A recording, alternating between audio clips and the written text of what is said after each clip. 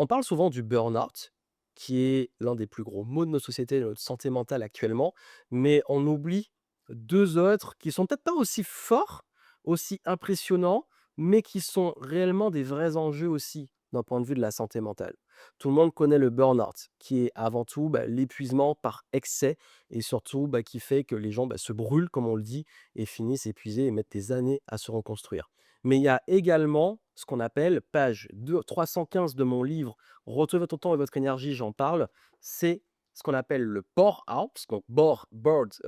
s'ennuyer en anglais, donc le bore-out qui est l'épuisement par l'ennui et on a le brown-out qui est l'épuisement par perte de sens. Donc, je sais que moi, j'ai beaucoup de personnes, alors il y en a qui sont en balade par rapport à la productivité et tout, mais j'accompagne aussi et surtout beaucoup de gens qui sont en bore-out et quand ils arrivent, ils me disent: «Mais là,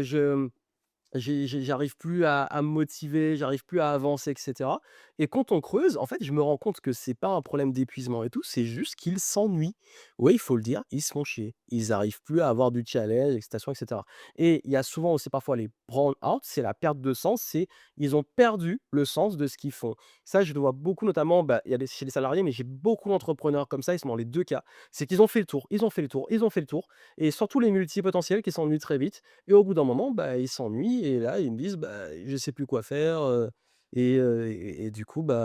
ils finissent par s'épuiser et s'éteindre comme ça, la flamme, elle s'éteint. Donc c'est important de comprendre que oui, si aujourd'hui vous êtes dans ces situations-là,